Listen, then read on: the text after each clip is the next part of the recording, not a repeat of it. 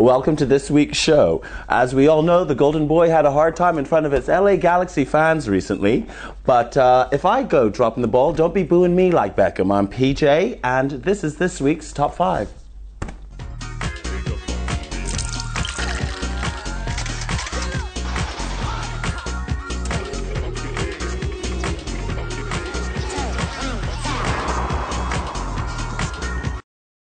As expected, controversy continues to grow after the demise of Michael Jackson. Janet Jackson has thrown her hat in the ring for custody of her brother Michael's 3 children. Prince Michael, Paris and Blanket, it is thought, would have a more based, grounded life with their aunt than perhaps with their grandparents, Catherine and Joe.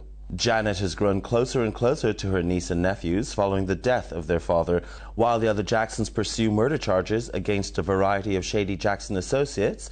Janet may well be involved in the U.S. Superior Court August 3rd guardianship hearing. This will be the 3rd rescheduling of this hearing since Jackson's death. The jury is still out on whether they would have a good life with their mother, Debbie Rowe. Starbucks in Seattle, Washington is to begin serving beer and wine to their customers this week. If the experiment works on the city's breastfeeding mothers or the European language students, Starbucks bigwigs will extend their boozy menu to all outlets in the USA. Spokespeople for the eyesore outlet say that they want to give their brand a more European-style feel. Amy Winehouse is finally getting something to smile about, albeit in a roundabout way. The very recently divorced song star's ex-husband, sleazoid Blake Fielder Civil, is demanding, not asking for, demanding $9.7 million from her for being the inspiration behind her award-winning album Back to Black.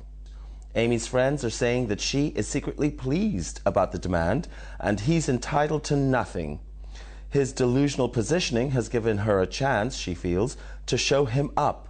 Finally, Amy can feel good about herself for a change.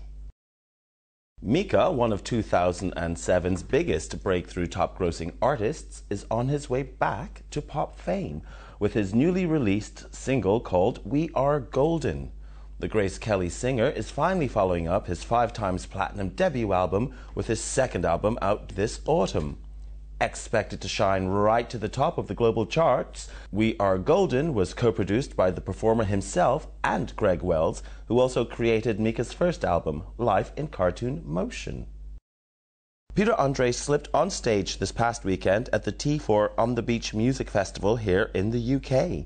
He regained his composure quite quickly, however, and as the soon-to-be ex-husband of Katie Jordan Price, Peter's popularity continues to soar as the backlash on Katie seems to gain momentum. Now that he's out from under her enhanced thumb, Facebook popularity polls have him outstripping his estranged glamour girl wife, as blokes up and down the nation claim that they'd rather have him down the boozer, although he's teetotal, than Katie, whom they all describe as a nightmare. And gossip shout-outs this week go to Lewis James Davis in Manchester, UK, and his band Outrage. Check them out, Outrage, myspace.co.uk. Hey, I got it. And you got this week's Top 5. I'm Peter Jarrette. I'll see you next week on Gossip TV. Go long!